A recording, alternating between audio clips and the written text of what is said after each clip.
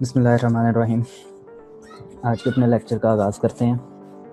तो सबसे पहले तो जो हमारी प्रीवियस क्लास है, जो फर्स्ट क्लास थी वेब डिज़ाइनिंग के हवाले से, उसका एक छोटा सा जो रिव्यू कर लेते हैं उसको। रोड मैप आप सबके पास अवेलेबल है।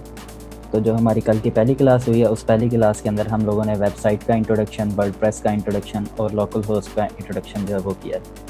तो उसके बाद आप लोगों को एक छोटी सी एक्टिविटी दी गई थी, एक टास्क दिया गया था कि सब लोगों ने लोकल होस्ट अपने लैपटॉप या पीसी के अंदर इंस्टॉल करना है। आज इंस्टॉलमेंट के बाद वाला जो हमारा काम है हम उसको करेंगे।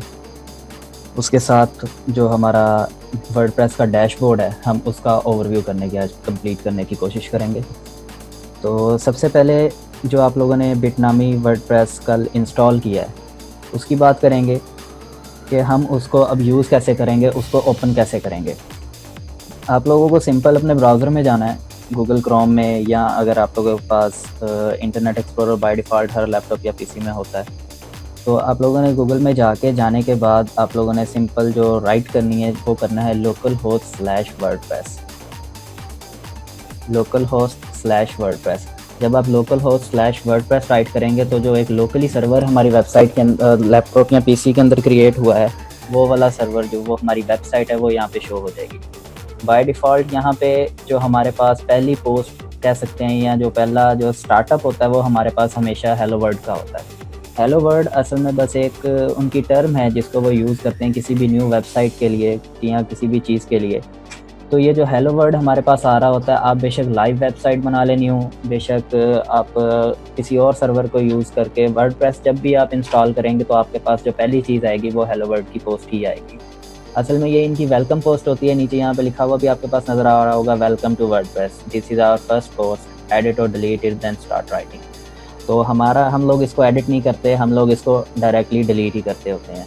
तो अब इसको डिलीट कैसे करना है या हम लोगों ने अपनी वेबसाइट को कंट्रोल कैसे करना है, एक दो चीज़ें आज मैं आप लोगों को एक्स्ट्रा की बताऊंगा। जैसे अब ये जो मेरे पास इंटरफेस इस टाइम आप लोगों को भी नज़र आ रहा है, हम इसको कहते होते हैं फ्रंट एंड। फ्रंट एंड और बैक एंड दो ऐसी चीज़ें हैं जो वेबसाइट में जो एक वेबसाइट को दो हिस्सों में डिवाइड करती हैं। डिवाइड कैसे करती हैं? फ्रंट एंड हमेशा यूज़र के लिए होता है, क्लाइंट के लिए होता है। आप गूगल के ऊपर भी जाते हैं, जाने के बाद आप कोई चीज़ अगर सर्च करते हैं तो सर्च करने के बाद वो जो चीज़ आपको आपके लिए होती है, आपको नज़र आ रही होती है, वो असल में होता है वेबसाइट का फ्रंट एंड। और जो चीज़ पीछे उस वेबसाइट के ओनर के लिए होती है, जो उसको कंट्रोल कर रहा होता है, मैनेज कर रहा होता है सारे को, वो होता है बैक एंड। बैक एंड के अंदर हमारे पास यूज़र इंटरफेस जैसा अब नज़र आ रहा है ऐसे का नज़र नहीं आता। हमारे पास वो सारे के सारे ऑप्शंस, हमारा डैशबोर्ड अवेलेबल होता है जिसके अंदर से हम अपनी पूरी वेबसाइट को कंट्रोल कर सकते हैं। तो फ्रंट एंड तो आप लोगों ने देख लिया। अब जस्ट गूगल में आप लोगों ने राइट किया लोकल होस्ट स्लैश वर्डप्रेस। जब ये लोकल होस्ट बता रहा है कि ये हमारा जो सर्वर है वो लोकली यहाँ पे क्रिएट हुआ पड़ा है, उस लोकल सर्वर के अंदर हम लोग वर्डप्रेस जो है उसको यूज़ करेंगे। तो उस लोकल होस्ट स्लैश वर्डप्रेस आप लोगों ने राइट किया, फ्रंट एंड आ गया। अब हमें जाना है इसके बैक एंड के अंदर, हमने इस वेबसाइट को कंट्रोल करना है। तो कंट्रोल कैसे करेंगे? कंट्रोल करने के लिए सिंपली ये जो आपने local host slash WordPress right किया होगा, आप इसके आगे ही एडमिन, अगर आपने एडमिन नहीं राइट करना तो एडमिन की जगह आप लॉगिन भी राइट कर सकते हैं। जैसे ही आप लॉगिन या एडमिन राइट करके एंटर करेंगे, आपके पास यहाँ पे वो यूज़र इंटरफेस के लिए आ जाएगा। यहाँ पे यूज़र नेम या ईमेल एड्रेस मांग रहा है और नीचे पासवर्ड। हमने अब लॉगिन करना है इसके अंदर। अब यहाँ पे यूज़र नेम और ईमेल एड्रेस आप लोगों ने जब सॉफ्टवेयर इंस्टॉल किया है बिटनामी वाला, तो वहाँ पे आप लोगों ने एक यूज़र राइट किया और अपना ईमेल एड्रेस राइट किया। उन दोनों में से कोई भी चीज़ आप यहाँ पे राइट कर सकते हैं। और दूसरी चीज़, आप लोगों का पासवर्ड जो आप लोगों ने सॉफ्टवेयर इंस्टॉल करते हुए जो है टाइप किया था। तो मैंने बाय डिफ़ॉल्ट, मुझे याद है, मैंने यहाँ पे यूज़र राइट किया था। अगर मैं यूज़र यहाँ पे मुझे भूल जाता है तो मैं अपना ईमेल एड्रेस जो मैंने वहाँ पे सॉफ्टवेयर इंस्टॉलेशन के दरमियान दिया था, मैं वही वाला यहाँ पे दोबारा दे सकता हूँ। देने के बाद अपना पासवर्ड दे दिया। नीचे ऑप्शन है रिमेंबर मी का। अगर रिमेंबर मी को चेक करेंगे तो हमें बार बार ये वाला जो पासवर्ड वगैरह देने वाला काम है ये नहीं देना पड़ेगा अभी, क्योंकि आप लोगों का सर्वर जो है वो लोकली है। तो अभी ये काम चल जाएगा हमारा अगर हम इसको रिमेंबर मी कर दें और हमें बार बार पासवर्ड लॉगिन नहीं देना पड़े। पर जब आप लोग रियल वेबसाइट के ऊपर काम करेंगे तो उसकी सारी की सारी प्राइवेसी की रिस्पॉन्सिबिलिटी आप लोगों पर होगी। ठीक है, आप लोगों का इंपॉर्टेंट डाटा होगा, उसके अंदर आप लोगों की मेहनत होगी, वो आपने मेहनत ऐसे ही किसी को नहीं दे देनी। अब हालांकि हमारा फेसबुक अकाउंट होता है, तो फेसबुक अकाउंट का भी लॉगिन पासवर्ड हम सोच समझ के किसी को देते हैं कि वो हमारे इस फेसबुक अकाउंट का मिसयूज़ ना करे। सेम यही कंडीशन हमारे पास यहाँ पे है। अब फेसबुक अकाउंट तो जिसको हमारा पता है वही हमारा देख सकता है, हमारे फैमिली फ्रेंड्स वाला। ये गूगल के ऊपर कहीं से भी कोई भी आके देख सकता है, ठीक है। तो इस चीज़ का आप लोगों ने ख्याल करना है कि आप लोग अगर रिमेंबर मी कर भी रहे हैं तो आप लोगों को ये चीज़ ये श्योरिटी होनी चाहिए कि आपका ये जो लैपटॉप है, आपकी जो डिवाइस है या आपके ये जो वेबसाइट है, इसका कोई मिसयूज़ नहीं करेगा। तो लोकली सर्वर है अभी इसके अंदर, क्योंकि हमने अभी ज़्यादा काम नहीं करना, हम सिर्फ लर्निंग फेज़ के अंदर हैं अभी। तो इसके ऊपर अगर आप रिमेंबर मी कर भी लें तो इट्स ओके, नो इशू। पर जब आप लाइव साइट करेंगे, लाइव साइट के ऊपर वर्क करेंगे तो आप लोग इस चीज़ का ख्याल करेंगे, अपनी प्राइवेसी का ख्याल करेंगे, ठीक है। अब मैं इसको लॉगिन करता हूँ। अब मैं अपने डैशबोर्ड के अंदर हूँ। यहाँ पे अगर आप लोग देखें, आप लोगों के पास यहाँ पे डैशबोर्ड में नज़र आ रहा है। डैशबोर्ड असल में हमारा सारे का सारा कंट्रोल पैनल है। ये है अब हमारी साइट का बैक एंड। पहले मैंने जो दिखा रहा था जिसके ऊपर हेलो वर्ल्ड की पोस्ट आई हुई थी, वो हमारी वेबसाइट का फ्रंट एंड था जो यूज़र के लिए था। ये हमारी वेबसाइट का बैक एंड है जो हमारे लिए है, ठीक है। अब वेबसाइट के बैक एंड के अंदर ये पहले नंबर पे तो हमारे पास वेलकम का नोटिफिकेशन आया हुआ है। इस नोटिफिकेशन को अगर आप रखना चाहते हैं तो रखें, नहीं रखना चाहते यहाँ पे थोड़ा सा उन्होंने गाइड किया हुआ है कि हम किस तरीके से अपनी वेबसाइट को कस्टमाइज़ कर सकते हैं या कैसे चेंज कर सकते हैं। तो वो सारी चीज़ें मैं आपको बताऊँगा। यहाँ पे डिसमिस का बटन है, इस नोटिस को हम डिसमिस करते हैं। अब सबसे पहले अगर मैं इस चीज़ की बात करूँ, ये जो साइट पे हमारे पास इतने सारे ऑप्शन नज़र आ रहे हैं, ये होते हैं हमारे पास मेन्यू, आप इन्हें कह सकते हैं, या वर्डप्रेस टैब्स इन्हें कह सकते हैं। तो ये ओवरऑल जो हमारे पास यहाँ पे स्क्रीन आप लोगों को नज़र आ रही है, ये है हमारा डैशबोर्ड। ये लिखा भी हुआ है ऊपर डैशबोर्ड। अब डैशबोर्ड के अंदर हम अपनी साइट को टोटली कंट्रोल करेंगे। A to Z चीज़ें हम अपने डैशबोर्ड के अंदर सारी की सारी करेंगे। एट अ ग्लैंस के अंदर हमें बताएगा कि हमारी वेबसाइट के अंदर कितने पोस्ट, कितने पेजेस या कितने कमेंट्स आए हुए हैं, या इसकी जो हमारी लुक है जिसको हम थीम कहते होते हैं, जो हमारी वेबसाइट को शो करती होती है, वो जो चीज़ है वो कौन सी यहाँ पे इंस्टॉल है, हमारा वर्डप्रेस कौन सा इंस्टॉल है। एट अ ग्लैंस के अंदर वो सारी चीज़ें आ जाएंगी। बाद में आ जाएंगी क्विक ड्राफ्ट। ड्राफ्ट क्या होता है कि आप लोगों ने अगर कोई पोस्ट बनानी है या कोई पेज इसके अंदर राइट करना है, तो अभी आपने उसके बारे में कुछ चीज़ें लिख ली हैं, आपके पास उसका डाटा कंप्लीट नहीं है, या कुछ ऐसा आप क्रिएटिव वर्क कर रहे हैं कि जैसे जैसे आपके माइंड में कोई चीज़ आती जा रही है आप साथ साथ लिखते जा रहे हैं, तो उस सूरत में हम यहाँ पे क्विक ड्राफ्ट का ऑप्शन यूज़ करेंगे, जहाँ पे हम उसका टाइटल देंगे, नीचे उसका कंटेंट राइट करके सेव ड्राफ्ट कर देंगे। ये ड्राफ्ट हमारा पब्लिश नहीं होगा, ये सिर्फ हमारे लिए हमारी वेबसाइट के अंदर ही रहेगा। अब यहाँ पे आ जाएगी एक्टिविटी। एक्टिविटी क्या शो करेगी कि हम अपनी वेबसाइट के अंदर जितना भी काम करेंगे वो सारे का सारा यहाँ पे शो होता जाएगा। अब ये 6 अप्रैल 6 बजे सुबह हेलो वर्ल्ड की जो पोस्ट आई हुई है, ये क्यों आई हुई है? असल में इस टाइम पे मैंने अपना बिटनामी सर्वर जो है वो इंस्टॉल किया था, और उसके बाद जो पहली पोस्ट हमने हेलो वर्ल्ड की देखी है वो खुद ब खुद उसी वक्त पब्लिश हो जाती है। तो ये यहाँ पे वो रिसेंट टाइम, जो रिसेंट मेरी पब्लिश चीज़ें हैं वो सारी की सारी दिखाएगा। इस तरफ अगर देखें तो वर्डप्रेस इवेंट एंड न्यूज़। अब क्योंकि हम वर्डप्रेस को इस्तेमाल कर रहे हैं, बिटनामी कंपनी की तरफ से ये वर्डप्रेस है, तो इस मंथ के अंदर अब वर्डप्रेस इंटरनेशनली चलता है, पूरी दुनिया के अंदर चल रहा है। मैंने कल भी बताया बिलियंस ट्रिलियंस के हिसाब से डेली जो हमारी साइट्स बन रही हैं वो वर्डप्रेस के ज़रिए से बन रही हैं। तो उनका अपना एक न्यूज़ फीड है, उनकी अगर कोई कॉन्फ्रेंस आ रही हो, कोई मतलब उनका फंक्शन वगैरह आ रहा हो, तो वो सारी की सारी चीज़ें यहाँ पे जो है मेंशन होती रहती हैं, जिनकी हमें ज़्यादा ज़रूरत नहीं होती। तो ये एक छोटा सा ओवरव्यू था हमारी डैशबोर्ड स्क्रीन का। अगर मैं राइट साइड लेफ्ट साइड के ऊपर आता हूँ तो यहाँ पे हमारे पास एक मेन्यू सारे का सारा नज़र आ रहा है। अब इस मेन्यू में क्या चीज़ें हैं, बारी बारी हम इनको डिस्कस करेंगे। पहले नंबर पे तो आ जाता है होम। होम हो या ये डैशबोर्ड की टैब हो, दोनों सेम चीज़ें हैं। अगर मैं होम वाले बटन के ऊपर भी क्लिक करता हूँ तो वापस मेरे पास ये डैशबोर्ड की स्क्रीन आ जाएगी, दोनों सेम चीज़ें हैं। अब अपडेट्स में क्या चीज़ें आती हैं? अपडेट्स में हमारे वर्डप्रेस की अपडेट भी आ सकती है, क्योंकि ये एक सॉफ्टवेयर है। आप मोबाइल के ऊपर अगर कोई ऐप करते हैं तो उसकी भी अपडेट आती है, ठीक है। तो अगर हम इस कंप्लीट अपनी डाटाबेस को, अपने वर्डप्रेस को अपडेट करना चाहते हैं, उसकी कोई अपडेट आई है तो वो भी यहाँ पे मेंशन हो जाएगी। दूसरे नंबर पे अपडेट कौन सी आएगी? दूसरे नंबर पे अपडेट आएगी प्लगइन्स की। अब प्लगइन्स क्या होते हैं ये भी मैं आप लोगों के साथ आगे डिस्कस करूंगा। तीसरे नंबर पे जो चीज़ आती है वो आती है थीम की। अब थीम क्या चीज़ होती है, थीम भी हम वैसे डिटेल में आगे डिस्कस करेंगे, पर मैं आप लोगों को बता देता हूँ। यहाँ पे ये ऊपर आप लोगों को दाऊद ब्लॉग नज़र आ रहा होगा। ये असल में जब मैंने सॉफ्टवेयर इंस्टॉल किया था तो वहाँ पे उसने पूछा था आप अपनी साइट का कौन सा नाम लिखना चाहते हैं।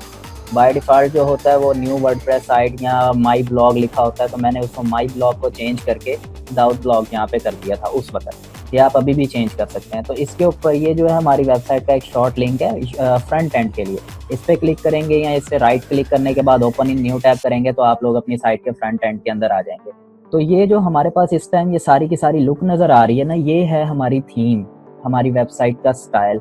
अगर मैं यहाँ पे कोई भी वेबसाइट ओपन करता ना, उसका एक अपना स्टाइल है। अल्फ़ा कोचिंग ही अगर मैं यहाँ पे ओपन कर लेता हूँ, तो अल्फ़ा कोचिंग के ऊपर जो आप लोगों को ये सारी के सारी थीम एक नज़र आएगी, एक उसका स्टाइल नज़र आएगा, उसकी लुक जो नज़र आएगी, ये कहलाती है हमारी थीम। ये हमारा स्टाइल जो होता है सारे का सारा। अब ये जितनी भी चीज़ें आप लोगों को मैनेज वे में नज़र आ रही हैं, ये हमारी थीम की वजह से आप लोगों को मैनेज वे के अंदर नज़र आ रही है। तो अपडेट अगर कोई थीम की आएगी, वो भी यहीं पे। इस वक्त 11 अपडेट्स हैं, पर हम लोकली ये काम कर रहे हैं, हम लोगों को ज़रूरत नहीं है अपडेट करने की। अगर कोई इनको चेक करना चाहे तो वो कर भी सकता है। अगर मैं अपडेट की टैब के अंदर जाता हूँ, तो यहाँ पे आप लोगों के पास सारी चीज़ें नज़र आ जाएंगी जिस की अपडेट अवेलेबल हुई। लोकल होस्ट है, ये आप लोगों का थोड़ा स्लो वर्क करेगा, तो आप लोगों ने इस चीज़ की टेंशन नहीं लेनी। ये नेट के बगैर भी काम करेगा। आप लोगों को एक चीज़ मैं क्लियर कर दूं, कुछ चीज़ें इसके अंदर ऐसी हैं जो एट हर टाइम आप लोगों के पास नेट के बगैर भी अवेलेबल होंगी। बहुत मखसूस चीज़ें हैं जिनके लिए आपको नेट की ज़रूरत पड़ेगी। जैसे आपको नई थीम कोई करनी है, नया प्लगइन वगैरह अगर करना है, या वर्डप्रेस को अपडेट करना है, तो उसके लिए आप लोगों को नेट की ज़रूरत पड़ेगी। अगर आप लोगों के पास नेट अवेलेबल नहीं है, तो आप नेट के बगैर भी इसके ऊपर काम कर सकते हैं, क्योंकि ये लोकल सर्वर है हमारा, not our live website. Local का मतलब यही होता है कि हम उसको किसी भी टाइम पे यूटिलाइज़ कर सकते हैं। तो प्रैक्टिस के लिए होता है, अब स्टार्ट के अंदर अगर आपके पास नेट की फैसिलिटी सही अवेलेबल नहीं है, या लाइट का कोई इशू आ जाता है, या कोई भी और चीज़, तो आप लोग इसको विदाउट नेट भी इस्तेमाल कर सकते हैं। अब अपडेट के अंदर क्या कह रहा है, सबसे पहली चीज़, an update version of WordPress is available. हम लोगों ने, क्योंकि लेटेस्ट वर्जन, अब असल में लोकल होस्ट और रियल वर्डप्रेस, इन दोनों में थोड़ा बहुत फ़र्क होता है। थोड़ा बहुत फ़र्क कैसे होता है, जो हमारा रियल वर्डप्रेस है वो नेट के ऊपर ही हमेशा चलता है, तो उसकी कोई भी अपडेट आती है हम उसको अपडेट कर सकते हैं। अब यहाँ पे वो कह रहा है you can update to WordPress 5.4। हमारे पास 5.4 इस वक्त नहीं है। ये 5.4 असल में बता रहा है जो एक्चुअल लाइव वर्डप्रेस हमारा चल रहा है उसके ऊपर, तो हमें इसको अपडेट करने की ज़रूरत नहीं है। यहाँ पे अपडेट नाउ का बटन है, हमें इसकी ज़रूरत नहीं है। आगे जो चीज़ आ जाती है वो आती है प्लगइन्स। प्लगइन्स होते क्या हैं, ये मैं आगे डिटेल में आप लोगों से बात करूंगा। अभी छोटा सा एक इनका इंट्रो दे दूँ कि ये समझ लें ऐसा जैसे आपका मोबाइल है, मोबाइल के अंदर आप ऐप्स इंस्टॉल करते हैं। असल में आप मोबाइल की फंक्शनैलिटी को इंक्रीज़ करते हैं ऐप्स इंस्टॉल करने के साथ। तो वो जो फंक्शनैलिटी इंक्रीज़ करने के लिए हमें चीज़ें होती हैं, ये जो हमारे प्लगइन्स होते हैं, ये असल में हमारी वेबसाइट की ऐप्स होती हैं। और उसके बाद ये जो चीज़ हमारे पास आ रही है, थीम। अब अगर मोबाइल की ही मैं एग्जांपल दूं, तो आप मोबाइल के अंदर अपने वॉलपेपर्स वगैरह चेंज करते हैं, या अगर कोई थोड़ी सी एडवांस सेटिंग करें तो आप अपने बटन्स की जो लुक या जो मेन्यू की लुक होती है, आप उसको थोड़ा बहुत चेंज कर लेते हैं। वो होती है हमारी वहाँ पे मोबाइल की थीम। इसी तरीके से हम अगर अपनी वेबसाइट के फ्रंट एंड की लुक को चेंज करना चाहते हैं, तो वहाँ पे हम अपनी थीम्स को चेंज करेंगे, या थीम्स की सेटिंग को चेंज करेंगे। हम इन चीज़ों को चेंज करके कस्टमाइज़ कर सकते हैं। ये तो थी अपडेट की टैब, ये हमारे लिए इम्पोर्टेंट नहीं है फ़िलहाल, क्योंकि हम इस वक्त जो है लोकली अपना काम कर रहे हैं, तो इसकी कोई ख़ास हमें ज़रूरत नहीं है अपडेट करने की। हमने जस्ट चीज़ों को समझना है। बाकी जब हम लाइव वर्क करेंगे तो उसके अंदर आप लोगों को बताऊंगा सारी चीज़ें डिटेल के साथ कि किन चीज़ों को हम लोगों को अपडेट करना चाहिए उसी वक्त, किन को नहीं करना चाहिए। ये कुछ बीच में टेक्निकल रीजंस आ जाती हैं। देखिए, नेट के ऊपर आप कभी भी श्योरिटी के साथ ये काम नहीं कर सकते कि आप लोग जो कर रहे हैं ये 100% राइट है। आप कोई थीम अपडेट कर रहे हैं, कोई चीज़ कर रहे हैं, आप लोगों को नहीं पता उसके अंदर वायरस है, कोई फॉल्ट है, या उसके अंदर कोई ख़राबी है जो आपकी पूरी वेबसाइट को ख़राब कर देगा। तो इन चीज़ों का भी आप लोगों को साथ साथ ख्याल रखना पड़ेगा। इसी तरीके से अगर आप मोबाइल की, अब जो हमारे पास ट्रस्टेड साइट्स हैं, जैसे प्ले स्टोर हो गया, प्ले स्टोर से कोई चीज़ अगर डाउनलोड करते हैं ना, उनका एक पैटर्न है, वो पहले उसको टेस्ट करते हैं। टेस्ट करने के बाद जो वो क्लियर हो जाती है टेस्ट में, फिर उसकी अपडेट वगैरह हमारे पास प्ले स्टोर पे आती है, या वो ऐप पब्लिश होने के लिए, डाउनलोड होने के लिए प्ले स्टोर पे आती है। तो ऐसी जो ट्रस्टेड चीज़ें हैं, हम उनके ऊपर तो ट्रस्ट करके डायरेक्टली अपडेट कर सकते हैं। वेबसाइट के अंदर भी ऐसी चीज़ें हैं, जैसे ये प्लगइन्स वगैरह, इनकी अपनी, जैसे हमारा प्ले स्टोर होता है, सेम उसी तरीके से यहाँ पे भी एक डायरेक्टरी मौजूद है जिसमें से हम चीज़ें डाउनलोड कर सकते हैं। सेम इसी तरीके से थीम्स की भी डायरेक्टरी मौजूद है जिसके अंदर से हम न्यू थीम्स हैं, अनलिमिटेड नंबर ऑफ थीम्स पड़ी हैं, लाखों करोड़ों के हिसाब से थीम्स भी पड़ी हुई हैं, प्लगइन्स भी पड़े हुए हैं। हम कोई भी किसी भी टाइम पे इंस्टॉल कर सकते हैं। तो हमें यहाँ पे अपडेट वगैरह करने की कोई ज़रूरत नहीं है। मेन पॉइंट यही है कि हमें अभी लोकली काम करना है, not our live website. Next चीज़ जो हमारे पास आती है, वो हमारे पास आती है पोस्ट। हम फेसबुक के ऊपर भी पोस्ट करते हैं, सारी चीज़ें करते हैं, ठीक है। तो वो पोस्ट के अंदर हमारे पास यहाँ पे 4 ऑप्शन अवेलेबल है। ऑल पोस्ट जो शो करेगा हमारी जितनी इस वक्त तक हम पोस्ट अपनी पब्लिश कर चुके हैं, हम अपनी वेबसाइट के ऊपर राइट करके लोगों के लिए उसको अवेलेबल कर चुके हैं, वो सारी की सारी पोस्ट। उसके अलावा स्टार्ट में मैंने जैसे आप लोगों को डैशबोर्ड का बताया, वो डैशबोर्ड के अंदर, वो ड्राफ्ट के अंदर जितनी पोस्ट पड़ी होंगी वो सारी की सारी यहाँ पे शो हो जाएंगी।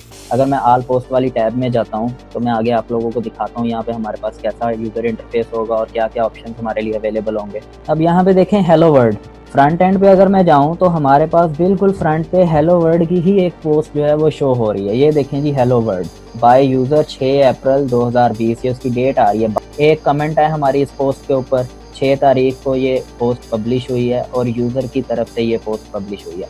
अब ये हेलो वर्ल्ड टाइटल है हमारा। यहाँ पे अगर आप लोग देखें, ये देखें ऊपर टाइटल लिखा हुआ है और नीचे हेलो वर्ल्ड टाइटल हमारा नज़र आ रहा है। इस पोस्ट, ये हमारे पास पोस्ट नज़र आ रही है। अब इसके अंदर और कौन कौन से ऑप्शंस आ सकते हैं। अगर मैं इसी पोस्ट को एडिट करता हूँ, एडिट करने के बाद मैं इस पोस्ट का जो हमारा कंटेंट है उस कंटेंट को कस्टमाइज़ कर सकता हूँ, उसके अंदर मज़ीद कंटेंट ऐड कर सकता हूँ, चीज़ें डिलीट कर सकता हूँ, कोई तस्वीर वगैरह ऐड कर सकता हूँ, वीडियो, कोई वॉइस वगैरह, कोई भी चीज़ जो है वो मैं उसके अंदर ऐड कर सकता हूँ, रिमूव कर सकता हूँ। तो अब अगर मैं इसको एडिट करता हूँ, एडिट करने के बाद ये मेरे पास एडिटर हमारा ओपन हो गया। अब आप एडिटर के अंदर देखें, हेलो वर्ल्ड इसका टाइटल ऊपर राइट किया हुआ है और नीचे ये कंटेंट राइट किया हुआ है, welcome to WordPress, this is our post, edit और delete it then start writing. अगर मैं फ्रंट एंड पे जाता हूँ, ये देखें, welcome to WordPress, this is our first post, edit और delete it then start writing. जो चीज़ मैं यहाँ पे राइट करूँगा वही चीज़ मुझे नज़र आएगी। अगर मैं इस सारे को रिमूव कर देता हूँ, मैं इसकी जगह अपना छोटा सा इंट्रो दे देता हूँ, माई नेम इज़, ठीक है, मैंने ये राइट किया। इसके बाद मैं इसको अपडेट कर देता हूँ। अपडेट करने का मतलब पिछले वाली जो चीज़ है वो हमारी ख़त्म हो जाए, जो हमने फ्रेश इसमें चेंज किया है वो यहाँ पे नज़र आए। मैं इस पेज के आता हूँ, अब यहाँ पे आप लोगों को वो नज़र नहीं आ रहा, माई नेम इज़ दाऊद। मैंने यहाँ पे उसको पिछले जो कंटेंट है उसको रिमूव करके my name is Dawood Aftab लिखा है। क्यों नहीं नज़र आ रहा? मैंने आप लोगों को स्टार्ट में बताया था कि वेबसाइट्स की 2 टाइप्स होती हैं, 2 कैटेगरीज होती हैं, एक स्टैटिक और दूसरी डायनामिक।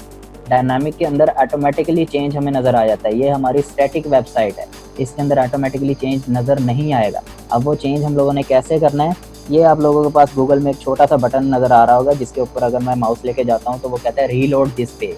असल में इसे कहते हैं रिफ्रेश बटन। मैं अगर इस पोस्ट को रिफ्रेश करता हूँ, रिफ्रेश करने से क्या होगा, जो करंट डाटा है, जो अवेलेबल डाटा है, ये उसको फैच करेगा। फैच करने के बाद मेरे पास रिजल्ट शो करेगा। अब देखें यहाँ पे नज़र आ रहा है my name is Dawood Aftab. अब आप लोगों को मेरा ख्याल है समझ आ गया होगा कि स्टैटिक वेबसाइट में और डायनामिक वेबसाइट में असल में फ़र्क है क्या। तो ये हमारे पास फ़र्क था। जब हम इसको रिफ़्रेश करेंगे, जो करंट सिचुएशन होगी ये तब हमारे पास वो शो करेगा। ऐसे बेशक मैं पूरा दिन ये खोल के बैठा रहूँ, कभी भी मेरे पास यहाँ पे चेंज जो मैंने किया था वो शो नहीं होना था। सेम इसी तरीके से ये जो मेरा टाइटल है, मैं इस टाइटल को भी चेंज कर सकता हूँ। मैं टाइटल की जगह इंट्रो राइट कर देता हूँ। इंट्रो राइट करने के बाद मैं फिर से इसको अपडेट कर रहा हूँ। मैंने अपडेट कर दिया है। यहाँ पे फिर मेरे पास हेलो वर्ल्ड ही शो हो रहा है। मैं पेज को रिफ़्रेश करूँगा, रिफ़्रेश करूँगा तो अब हेलो वर्ल्ड की जगह मेरे पास इंट्रो शो होने लगेगा। तो ये थी हमारी स्टैटिक वेबसाइट। ये हमारा बैक एंड है। बैक एंड के अंदर हम कोई भी चेंज करेंगे, हमारे फ्रंट एंड के अंदर वो चेंज आ जाएगा। यूज़र कभी भी इस चीज़ को नहीं चेंज कर सकता, ना ही आप लोग इस चीज़ को चेंज कर सकते हैं, कभी भी नहीं चेंज कर सकते। फ्रंट एंड हमेशा सेम टू सेम रहेगा, वही जो हमारा बैक एंड के अंदर होगा। हमने वेबसाइट के अंदर कोई भी चेंज करनी है, हम हमेशा बैक एंड में से करेंगे। तो अब ऑल पोस्ट वाले सेक्शन में मैं दोबारा से जाता हूँ। ये पोस्ट की टैब के अंदर आया था तो उसके नीचे जितने सब मेन्यू हैं वो सारे के सारे उसी के नीचे शो होने लगे। अब पहले यहाँ पे हेलो वर्ल्ड शो हो रही थी, हमने उसका टाइटल वगैरह चेंज किया तो अब यहाँ पे इंट्रो शो होने लग गई है। सेम इसी तरीके से यहाँ पे ऐड न्यू का बटन दिया हुआ है। अगर मैं ऐड न्यू के बटन पे जाऊँगा तो मैं कोई न्यू पोस्ट अगर क्रिएट करना चाहता हूँ तो वो न्यू पोस्ट मैं अपनी क्रिएट कर सकता हूँ। पोस्ट वगैरह कैसे करनी है, अब आप लोग व्हाट्सएप के अंदर अगर कोई चीज़ करते हैं तो वो भी आप पोस्ट करते हैं। आप फेसबुक के ऊपर भी कोई ना कोई पोस्ट करते होते हैं। आप अपना अगर कोई स्टेटस लगा रहे हैं ना व्हाट्सएप के ऊपर या फेसबुक के ऊपर, वो भी आप पोस्ट कर रहे हैं असल में। तो अब न्यू पोस्ट मुझे ऐड करनी है। मैं यहाँ पे कोई भी उसका टाइटल दे दूँगा। टाइटल देने के बाद मैं उसका यहाँ पे न्यू में कोई भी चीज़ जो है मैं अपनी राइट करने के बाद, अब यहाँ पे देखें, आप पिछले जो हमने पोस्ट किया उसके अंदर आ रहा था अपडेट का बटन। अपडेट का बटन क्यों आ रहा था कि वो ऑलरेडी पब्लिश हुई पड़ी है, वो यूज़र के पास अवेलेबल है देखने के लिए। अब ये वाला हमारा कंटेंट न्यू है। स्टार्ट में मैंने ड्राफ्ट की बात की तो यहाँ पे ड्राफ्ट का बटन भी मेरे पास अवेलेबल है। यहाँ पे लिखा आ रहा है सेव ड्राफ्ट। सेव ड्राफ्ट का मतलब अगर ये पोस्ट हमारी इस वक्त पूरी नहीं है, हमें इसके अंदर और डाटा भी ऐड करना है या इसके अंदर हमें कोई चेंज करनी है। ऐसा भी हो सकता है आपने अभी ये रफ वर्क किया हो, आप इसको नीट करें या इसको थोड़ा मॉडिफाई करें, कुछ चीज़ें इसके अंदर करें, तो वो सारी चीज़ें यहाँ पे अब सेव ड्राफ्ट का जो बटन है, मैं अगर सेव ड्राफ्ट के ऊपर क्लिक कर देता हूँ तो इसको ड्राफ्ट के अंदर सेव कर लेगा मेरे पास। अगर मैं अब यहीं से आपको डैशबोर्ड के अंदर जाके दिखाऊँ तो यहाँ पे ये देखें, योर रीसेंट ड्राफ्ट न्यू अप्रैल 7, 2020। अगर मैं इसको न्यू को यहाँ पे क्लिक करता हूँ तो अभी जो हम लोगों ने पोस्ट ड्राफ्ट के अंदर सेव की है, मैं उसी के अंदर वापस आ जाऊँगा और उसको एडिट वगैरह कर लूँगा या कुछ भी। यही पोस्ट अभी हम कर रहे थे। तो इधर देखें सेव के ऊपर टिक का निशान की, ये हमारे पास ड्राफ्ट के अंदर सेव है। दूसरी तरफ पब्लिश का बटन अभी भी आ रहा है। अगर हमने इस पोस्ट का कंटेंट पूरा कर लिया है तो हम इसको डायरेक्टली पब्लिश करेंगे और हमारे यूज़र के पास ये चीज़ चली जाएगी। मैं इसको पब्लिश भी कर देता हूँ। अब पब्लिश करने का उसने मुझसे दोबारा कंफर्मेशन किया कि आप सच में इसे पब्लिश करना चाहते हैं, तो मैंने इसको पब्लिश कर दिया। जब मैंने इसको पब्लिश कर दिया तो अब देखें यहाँ पे पब्लिश की बजाय अपडेट का बटन आ गया। अब अपडेट से क्या होगा, तो मैं अब यहाँ पे अगर कोई भी इसके अंदर मैं न्यू को रिमूव कर देता हूँ, इसकी जगह लेटेस्ट राइट कर देता हूँ। ठीक है, लेटेस्ट जब मैंने राइट किया तो अब देखें अपडेट का बटन मेरे पास आ रहा है। अब मेरे पास पब्लिश का बटन नहीं आ रहा। स्विच टू ड्राफ्ट, पहले आ रहा था सेव ड्राफ्ट, अब आ रहा है स्विच टू ड्राफ्ट। मतलब ये पोस्ट हमने पब्लिश कर दी है। पब्लिश करने के बाद हम लोग कहते हैं नहीं यार वो चीज़ के अंदर उसके अंदर गलत थी, पर मेरे पास अभी टाइम नहीं है, तो अब वो जो यूज़र है वो यूज़र के लिए पता नहीं वो क्या करेगा उसका, तो आप इसको वापस पब्लिश से हटा के ड्राफ्ट के अंदर भी लेके आ सकते हैं। पर ये रेकमेंड नहीं किया जाता कि आप एक चीज़ जो आपने पब्लिश कर दी है आप उसको वापस ड्राफ्ट के अंदर लेके आएँ। उसकी क्या रीज़न होती है, अब यहाँ पे आप लोगों के पास एक ये लंबा चौड़ा सा एक लाइन नज़र आ रही होगी, जिस लाइन के अंदर ये local host slash WordPress wp admin post dot php और ये इतना लंबा सारी एक चीज़ होती है, ये कहलाती है URL कह लें, परमालिंक कह लें या स्लग कह लें। 3 नेम है इसके। ये तीनों के तीनों नेम असल में इस चीज़ के हमारे होते हैं। इसको हम लिंक बोलते हैं आम जुबान में, लिंक LINK। तो हमारा ये लिंक होता है किसी भी पेज का। अगर आप फेसबुक के ऊपर कोई पोस्ट वगैरह करते हैं ना तो उसके ऊपर आपको शेयर का ऑप्शन आता है, तो शेयर के ऑप्शन के अंदर भी आप लोग उसको कॉपी कर सकते हैं, उसका लिंक या कहीं और कर सकते हैं। तो हर पेज का एक स्पेसिफिक लिंक होता है, ठीक हो गया। तो वो जो लिंक होता है वो हम एक दूसरे के साथ शेयर करते हैं और दूसरे जो इर्द गिर्द के लोग होते हैं उनको भी उस चीज़ के अंदर हम लोग अपने साथ साथ जो है लेकर आते हैं। तो ये एक छोटी सी पोस्ट की टैब थी। ये लिंक असल में हम लोगों ने वापस ड्राफ्ट में इसलिए नहीं आना कि जब हमने एक चीज़ को पब्लिश कर दिया उसका एक स्पेसिफिक लिंक क्रिएट हो गया, ठीक है। वो लिंक है, अब वो गूगल को पता चल गया कि ये लिंक आ गया है मेरे पास। गूगल आपके अंदर वाले कंटेंट को बाद में देखेगा, पहले आपके लिंक को देखेगा। गूगल जब आपके लिंक को देख रहा है तो उस लिंक को वो देखेगा, एनालाइज करेगा, करने के बाद वो दूसरे तक उसको पहुंचाएगा। अब अगर हम इस जो हमने कंटेंट अपडेट किया हुआ है उसको वापस ड्राफ्ट के अंदर ले आते हैं। वापस ड्राफ्ट में लाने का मतलब है पहले वो यूज़र के लिए अवेलेबल था, अब हम उसको वापस अपने डैशबोर्ड में लेके आ रहे हैं सिर्फ अपने लिए। हमने यूज़र को जो कंटेंट दिया हुआ था वो उससे वापस ले लिया। तो गूगल इस चीज़ को बुरा समझता है कि आपने एक दफ़ा अपने यूज़र की फैसिलिटी के लिए कोई चीज़ प्रोवाइड कर दी है, अब आप बाद में वो वापस ले रहे हैं, तो ये अनप्रोफेशनल वर्क होगा। मैंने स्टार्ट में आप लोगों को बताया कि हमें प्रोफेशनल वर्क करना है। लोकल होस्ट इसीलिए है कि हम जो ऐसी छोटी छोटी हमारी चीज़ें हैं, हमारी गलतियाँ हैं जो गूगल की नज़र में हमें बहुत नीचे ले जाएंगी, हमने वो चीज़ें अपनी रिकवर करनी है, खुद की प्रैक्टिस करनी है और अपनी जो प्रोफेशनल वर्क है उसको सेट करना है। तो इसीलिए ये जो ड्राफ्ट में, अब लोकल होस्ट के अंदर तो आप ये काम कर सकते हैं, कभी अपडेट कर दिया, कभी ड्राफ्ट कर दिया, ठीक है। तो अब ये हमारा लोकली हम तक है सिर्फ मखसूस।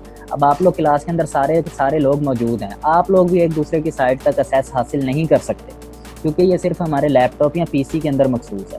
इसकी निस्बत अगर मैं अल्फ़ा कोचिंग अकेडमी की वेबसाइट की बात करूं या किसी और वेबसाइट की, विकीपीडिया की, यूट्यूब की, आप लोग घर बैठ के कोई भी बंदा किसी भी टाइम उसको खोल सकता है। वो लाइव वेबसाइट है। हमारी लाइव वेबसाइट के ऊपर कोई हमारी गलती ना हो, इसी वजह से हम अपनी प्रैक्टिस के लिए लोकल होस्ट के ऊपर पहले 2 हफ्ते जो है वो काम करते हैं। 2 हफ्ते के अंदर हम सारी की सारी ये जो हमारी टैब्स होती हैं या हमारा जो प्रॉपर फंक्शनिंग होती है, प्रॉपर वर्किंग होती है, हम वो सारी की सारी चीज़ें सीख लेते हैं। बेसिक्स हमें सारी पता चल जाती हैं।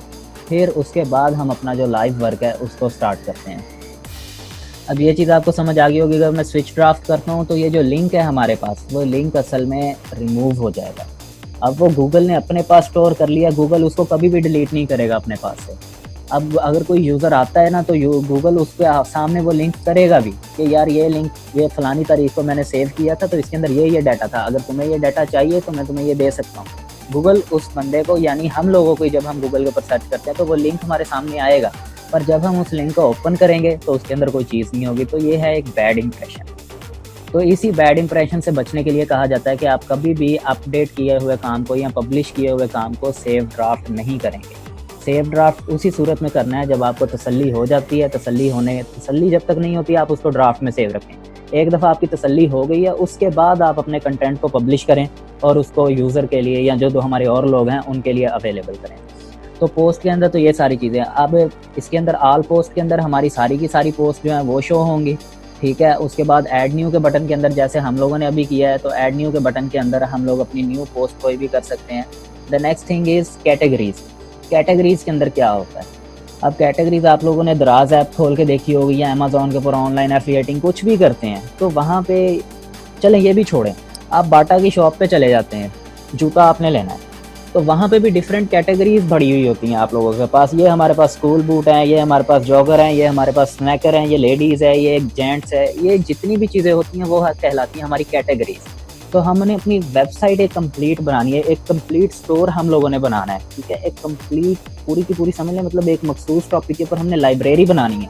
तो हम उसके अंदर अपनी कैटेगरीज जो हैं वो राइट करेंगे। जिस तरीके से बाय डिफ़ॉल्ट एक पोस्ट होती है कौन सी, हेलो वर्ल्ड की, उसी तरीके से बाय डिफ़ॉल्ट वेबसाइट जो वर्डप्रेस है उसकी तरफ से एक कैटेगरी भी आती है अनकैटेगराइज, कि वो कैटेगरी ही नहीं है। ये वर्डप्रेस की तरफ से हमेशा प्रोवाइड की जाती है फर्स्ट इंस्टॉलमेंट के ऊपर। तो आप लोग इसको डिलीट भी कर सकते हैं। डिलीट करने के बाद अब ये यहाँ पे डिलीट, अगर मैं इसके ऊपर क्लिक करूँ तो नीचे एडिट का ऑप्शन आ रहा है, क्विक एडिट का आ रहा है, व्यू का आ रहा है।